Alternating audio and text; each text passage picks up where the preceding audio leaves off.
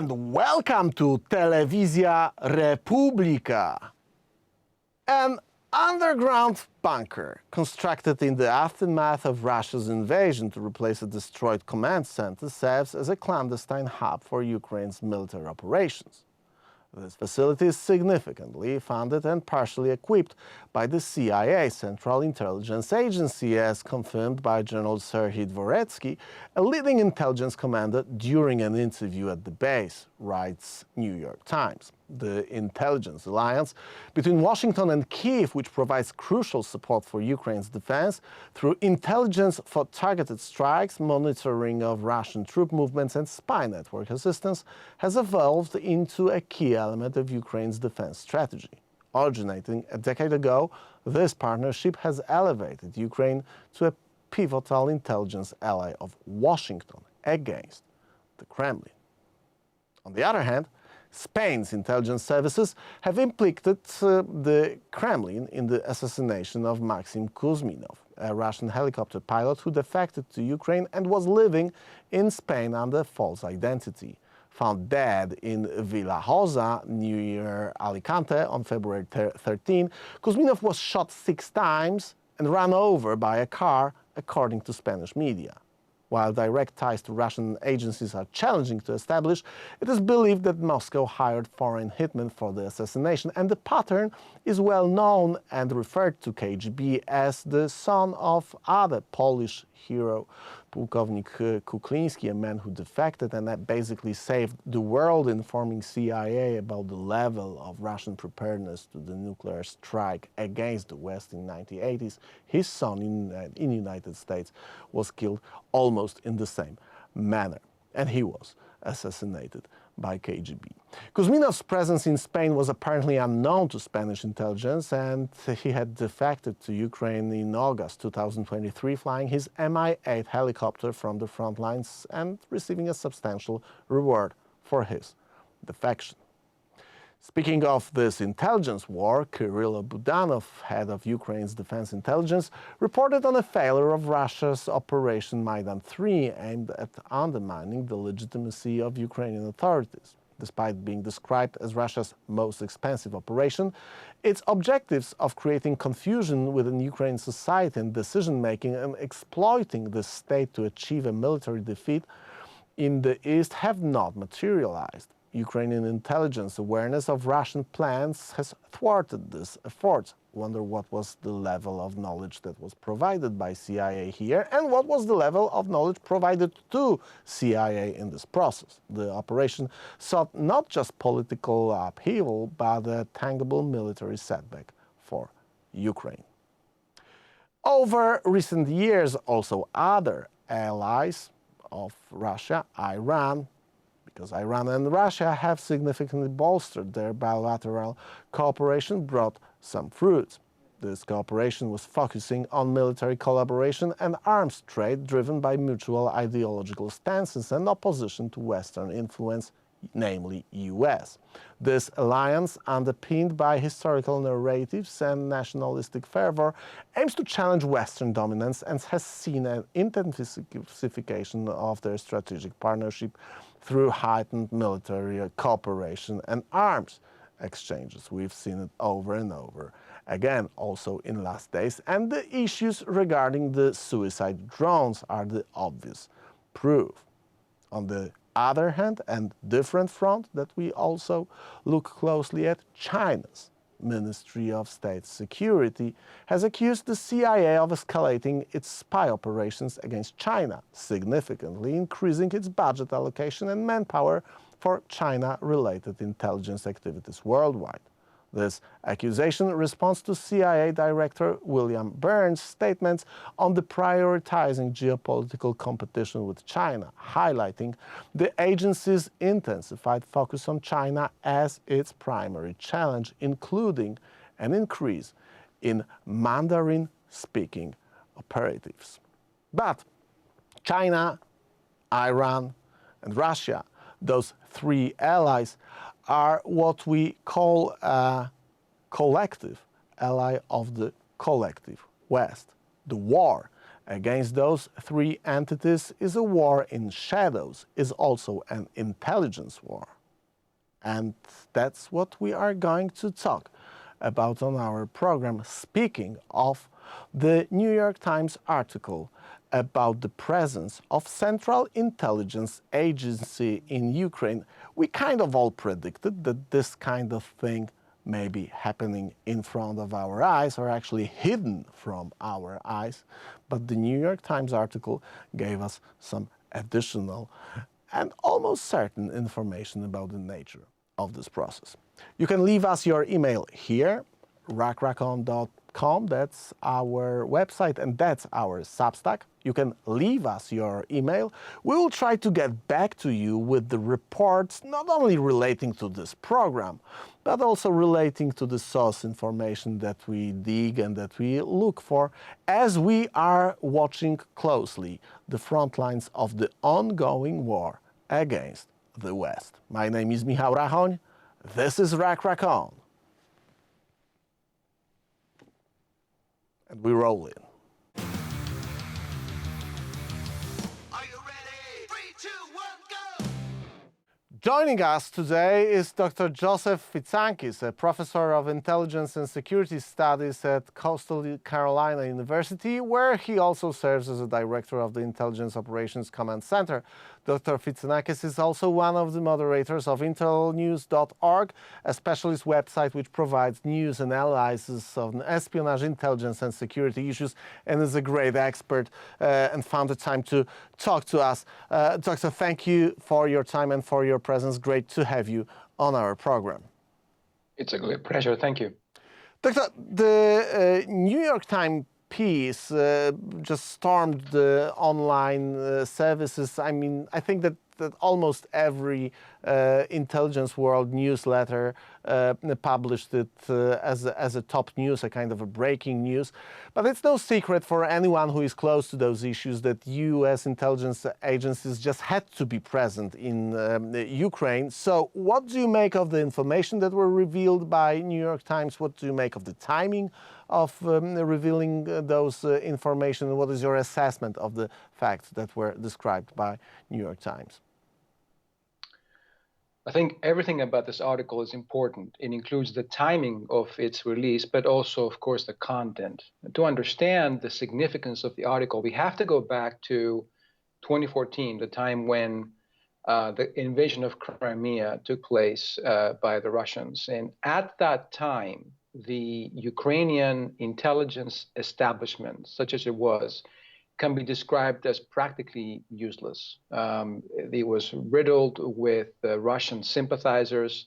It was kind of bloated, sort of like a Soviet-style bureaucracy, and the sluggishness and lack of capabilities was notorious. But it was at that time when the Ukrainians realized the significance of intelligence if they were going to be able to remain standing in the clash against the Russians. And it was then, about 2014, 2015, as the article actually states, that the Ukrainians reached out to the United States and proposed some kind of an alliance of operations.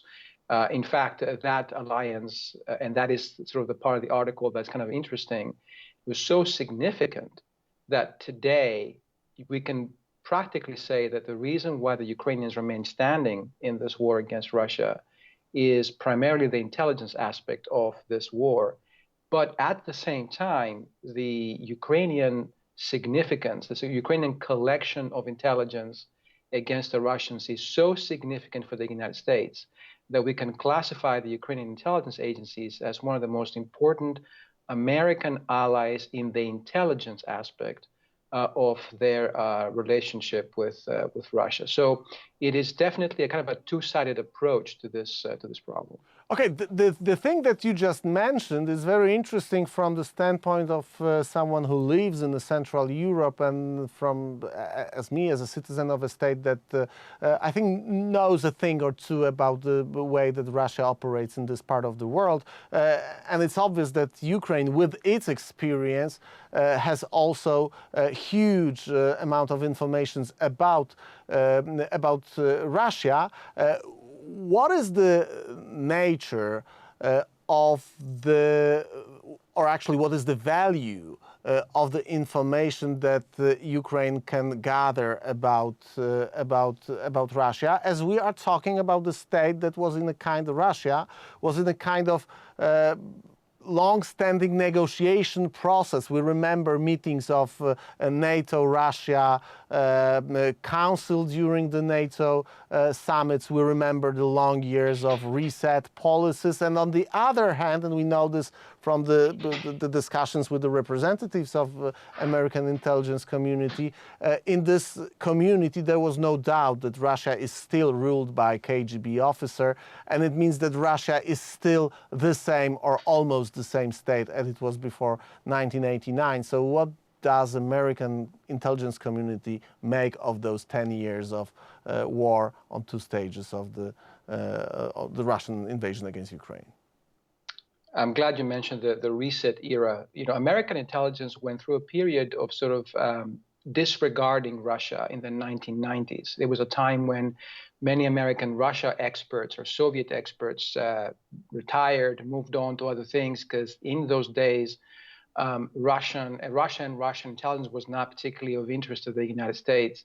That was something that is now being regretted, right? So there was a gap in understanding of Russian intelligence, especially the transition between Soviet times and the Putin era. And so when the war began, and I'm referring here to 2014, not 2022, America found itself unable to collect enough information inside Russia. There's a lack of Russian language experts and language culture, Russian culture experts inside the United States intelligence community. There's a lack of forward operating bases near Russian territory. It's very difficult for Americans to collect intelligence inside Russia. It's referred to often as a denied area for American intelligence. So the best the Americans could do historically is to recruit Russian officials outside of Russia. The Ukrainians are offering a change in the way the game is played. Ukrainians look Russian, they sound Russian often if they want to, and they understand Russian thinking and culture a lot more than any other Western Europeans that you can think of. And so the alliance here was one of, you know, America is going to assist Ukrainian intelligence agencies with operations, and by that I mean intelligence collection methods, but also espionage. And the Ukrainians are going to assist the Americans with having sort of inroads inside Russian thinking and also sabotage Russian operations. So the alliance between America and Russia has taken place in a kind of a two-pronged approach. On the one hand, Americans are assisting the Ukrainian intelligence agencies sort of create secure and safe from Russian influence areas of operation, right? So I remind you again that I said earlier that up until 2014, you couldn't really rely on Ukrainian intelligence agencies to be free of Russian control and Russian influence. So the Americans kind of built specific units inside existing Ukrainian intelligence agencies with polygraph officers who are able to, you know, vouch for sort of their independence from Russia. And then at the same time, they train them in both intelligence operations such as, you know, assassinations, killings, etc.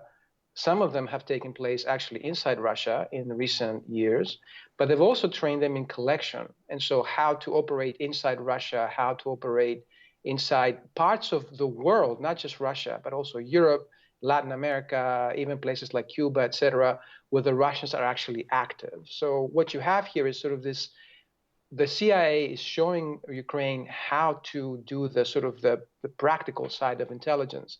And the Ukrainians are giving the CIA the ability to look deep inside Russian thinking and Russian operations. Doctor, I'm not sure if all our viewers understand the significance of, in terms of the history of the relations, the intelligence rivalry between United States and Soviet Union and then Russia from the standpoint of the thing that you just mentioned. Even if we look at the history of internal intelligence community debates inside United States, there are tons of books written about the story and the debates that were that just took place inside the CIA. We've heard the issues regarding Joseph Angleton and his history, his viewpoint on Russia, the questions of influence that Russia and KGB was trying to put on CIA, on American intelligence community. And I think it's fair to say that despite winning the Cold War, United States and the NATO won Second World War, we cannot call this 50, 60 years of intelligence war a full success from the perspective of US. We haven't heard about successful operations of Western intelligence agencies on the territory of Soviet Union. And even if we look at the Wikipedia text about the recent fires in distant plants and industrial complexes inside Russia, and there are tons of them, and there are unexplainable, we are thinking about the breakthrough. If that's, at least part of it, is a part of intelligence work, we didn't see any kind of this successes in the history of relations between US and Russia. Would you agree with that? I would agree with you 100%. Even though the Cold War was won by the United States quite resoundingly, we can't say the same exact thing about the intelligence side of the war. The Russians often scored successes in the intelligence aspect of this Cold War clash that remain impressive to this day. And the reason for it is because the United States primarily focused on technological collection, right? So we have agencies like the National Security Agency, which is the largest US intelligence agency by far, and one of the largest in the world, if not the largest in the world, that concentrated on finding information about the Russians without going there, essentially, because it was so difficult to actually spy on the ground inside Russia, and even the Russian satellite countries that were very tightly controlled by authoritarian governments. Now that, of course, can give you a number of successes, and the NSA had a number of those during the Cold War. But the problem with having a lack of human intelligence operatives inside your adversary's sort of territory is that you can see what they're doing, but you can't understand the why, the motivation. What exactly are they thinking? So when Putin took over Russia, the Kremlin, he designed a system of government that was so centralized, but decision-making is so centralized that you're going to have someone very close inside Putin's inner circle to understand what he's thinking. The satellite photos and the intercepts of wiretaps and things like that are not sufficient. And so that's the problem the Americans have had ever since Putin took over power in the Kremlin. And the Ukrainians are offering the ability to operate deep inside Russian territory for two reasons. As I mentioned before, they can play that part very well. Physically, they can do that, but also they're willing to do it. Not everybody's willing to do that. This is very dangerous kind of stuff to operate deep inside adversarial territory. Some of these cases you've mentioned of fires and explosions and even assassinations, you cannot conduct those unless you have very active, very well-trained, quite extensive cells of operatives deep inside Russia. And again, historically, American intelligence has had a problem being able to fulfill that mission or that role. The Ukrainians appear to have no problem with that. They did need some training, quite a bit of training, actually. The CIA kind of fulfilled that role. But at this point, the intelligence war inside Russia is very developed. And I would say it's a major aspect of the war that typically media reports do not give it enough attention. That's why that article that you mentioned is so important.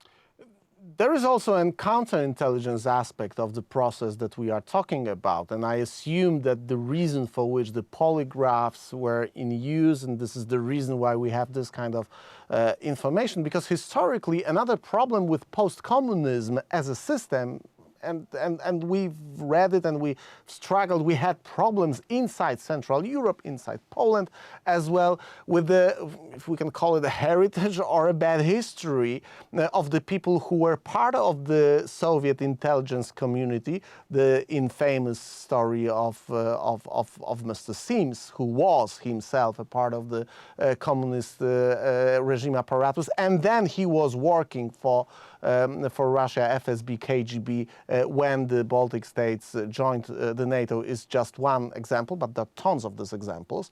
So what is the level of risk assessment? Because it's kind of joining the whole intelligence apparatus of a former Soviet Union republic, which Ukraine was, with all the history, with all the knowledge, with understanding of Russia, but on the other hand, also with infiltration of the Ukrainian services by KGB, FSB, whatever you call it. This poses risk for US intelligence, a risk of infiltration. How do you handle this kind of things? Well, you've noticed, of course, there is sort of the other side of this coin, which is that since the invasion of Ukraine began in 2014, but more recently, since 2022, we've had a wave of expulsions of Russian quote-unquote diplomats from European capitals throughout the continent. So there's a reason for it. The reason for it is that these expulsions were sort of preemptive to try to limit the ability of Russian intelligence officers to be in contact with European officials, both in Eastern Europe, but also in Western Europe. So they cannot recruit, essentially. Now, that has been sort of an interesting approach to the problem. The Russians are responding to this by using so-called illegal operatives, illegal spies. These are people who are operating on behalf of Russian intelligence, both military and civilian, but are not connected directly with Russian intelligence, Russian foreign service agencies, but also not even with Russia in some cases, right? So we have this sort of interesting approach to the problem of intelligence recruitment. I would venture to speculate that Russian intelligence recruitment abilities have been very much hampered, at least in Europe, not so much in Latin America, not so much in Africa, not so much in Asia, but definitely in Europe, where the core of this clash is actually happening.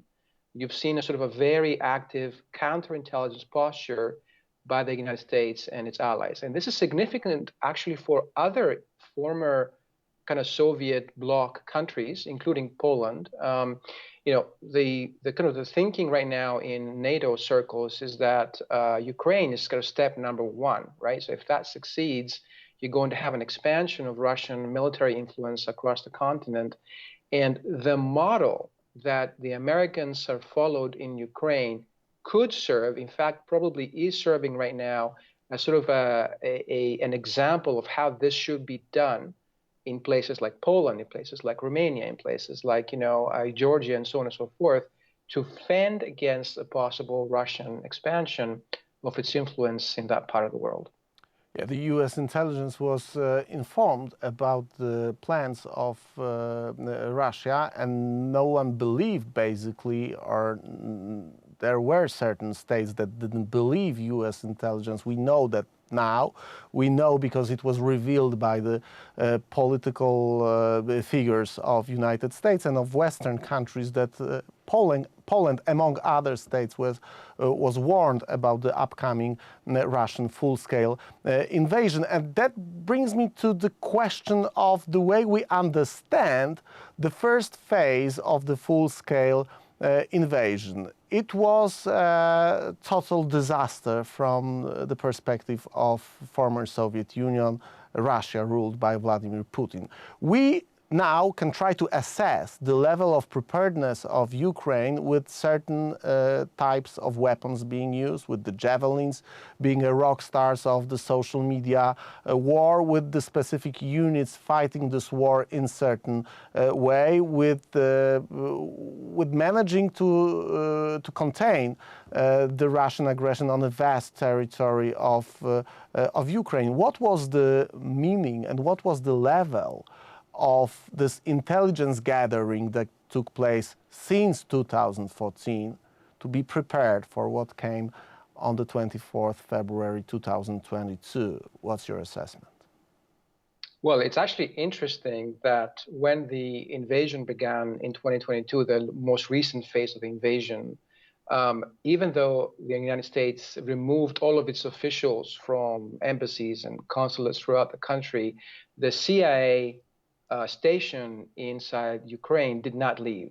That is not something that happens on a regular basis. I mean, you have dozens, probably even more than 100 operatives, American operatives, that remained on the ground in Ukraine throughout the first phase of the war. And I think that the intelligence, not just collection, as you mentioned, but also training, particularly of special forces inside Ukraine, we can credit that, at least I personally would credit that, with Ukraine's ability to defend itself against Russia. I mean, I will remind you of the significant battle at the Hostomel airport in the first couple of days of the war that most military tacticians credit as the reason why the Russians were unable to basically have a foothold inside the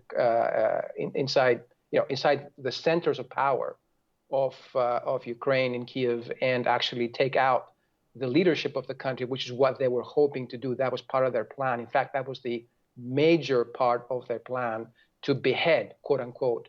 That's what they called it, the Ukrainian leadership. And that ability to connect with the airport and create it as a base to bring in more troops was the reason why they couldn't do it. And that's why Ukraine remained standing. So even in that aspect, the tactical aspect of the initial phase of the conflict, the ability of the CIA and the Ukrainian forces or intelligence agencies to collect, but also to train them in guerrilla warfare, in fighting against Russian troops, you can be credited that with the current phase of the war. That's very interesting, but I don't want, of course, to get too deep into the details. Actually, we are not only at the real war on the territory of Ukraine, but the info war and information gathering occurs all the time.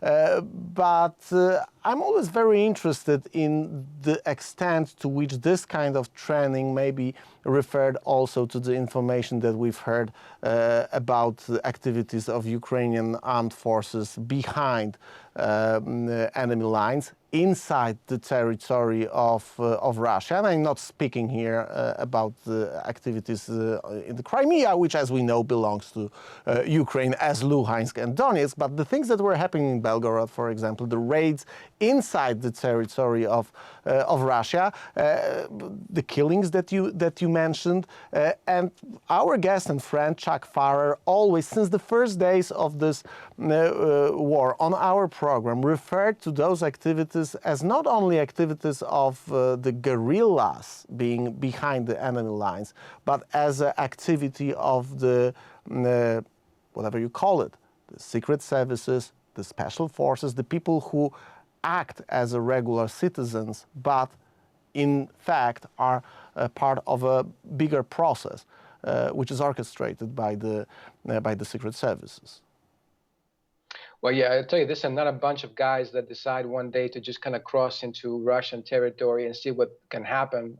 They are definitely professionals. They've been trained. This is not something Ukraine could have done, by the way, before 2015. This is definitely you can see the elements of training there by a Western intelligence agency, and most likely the Central Intelligence Agency and others as well. The CIA, according to the article you referred to at the beginning of our conversation, has built something around, and maintains today, something around a dozen bases very close to Russian territory. Some of those bases are actually in Russian-occupied territory inside Ukraine. So you can see a direct line of operational thinking between that architecture, the sort of a dozen bases or so close to the Russian border, and some of the incursions that you refer to. These are sort of guerrilla-style attacks, but they're not conducted by amateurs or by kind of citizen militias. These are conducted by trained intelligence operatives with tactical experience in intelligence operations. No question about it. Okay, my final two questions, because whenever we speak about it, based on the article that we are referring to, anyone who knows the history of the last years of the Cold War must refer to Afghanistan and what we know by now, because it was revealed in the past, that CIA was active in Afghanistan and actually created a movement that actually kicked out Russians out of Afghanistan in late 1980s. And at least from some perspective, it looks similar to me. Well, we do not have Stingers now, but we have Javelins. We do not have Mujahedeens right now in Ukraine, but we do have people who are fighting this war apparently with the support of Central Intelligence Agency. Does it look like a kind of applying the knowledge that was gathered not so long time ago in new circumstances? Well, it's not hard to miss the parallels, but I would say there are two important parallels that we have to point out. One of them is, first of all, the patience that it takes for the long war. Afghanistan was a 10-year process. In fact, you can even argue that the CIA was sort of active there even before the Russian invasion quite dramatically. And so you're looking at 15 to 18 years of activities that must remain stable and constant. And the second parallel that I want to point out is the willingness of a local people to keep fighting for the long war. Westerners and Americans in particular are notorious for their lack of patience.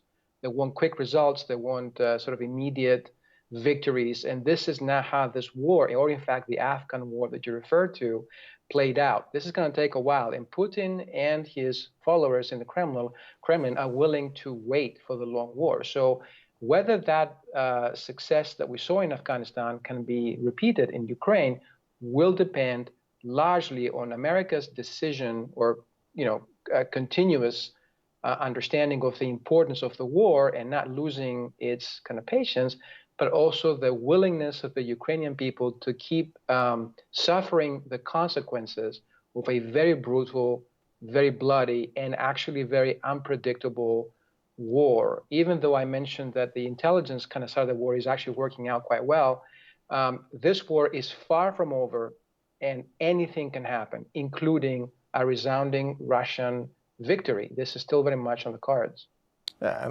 At least according to the Russian planners, they are counting on a long war, and they refer to their history of ones that they fought on their territory, because they assume Ukraine is their territory. And many of those wars, or actually almost all of them, were won when the war was fought on the territory of at least this part of European spheres and European fractions of Russia, Soviet Union. My final question, and I know it's very hard to answer this kind of questions, but it's not that this kind of information just drop out of the files of papers of CIA officer who was just going by the subway to his office in New York. Usually there are decisions to leak this kind of information. We of course do not know that for sure, but at least we should assume. So why now? Is anything happening right now in the world that could trigger the one who holds or secures the secrets of that kind to leak it to the media? Well, I think the Ukrainians, just like pretty much everyone else around the world, are kind of anticipating American developments in the domestic political scene between now and next November. So the concern here is a dramatic change in policy by Washington. Not so much necessarily just on the presidential kind of scale of things, but also in terms of congressional decision-making and potentially even changes inside the leadership of the intelligence community in the United States, but also in the defense establishment. So I think there's an effort, a considered effort, to win hearts and minds inside America, but also by extension, inside Western Europe. That is not an easy task. As I mentioned before, there is a kind of a lack of patience on the Western European and American side, but also there's a sort of a cracks appearing in the resolve and the commitment of Westerners to contain Russia in Ukraine. So I think the timing of the article is at least as important as the contents of the article. Both are part of this intelligence war that's taking place right now on a global scale. Yeah, definitely, we can talk about at least a partial success of CIA in that regard. That's obvious. But I remember back in 2013 and 2014, I think it was the last book of Tom Clancy, when Tom Clancy was still alive, was exactly the book about this kind of activity of Central Intelligence Agency in Ukraine, with the scenarios that now seem to be, as in many books of Tom Clancy, just referring to the real activities of the real intelligence services. The book is very interesting. There were some other books by Tom Clancy after he passed away, but by different authors. I think that this one was the last one that was written by him. Doctor, thank you very much for your time, for your insight, and for your help in understanding this groundbreaking article. Hope we're going to have a chance to talk again soon. Always a pleasure. Thank you very much. Ladies and gentlemen, you can leave us your email here on rachon.com. That's our Substack.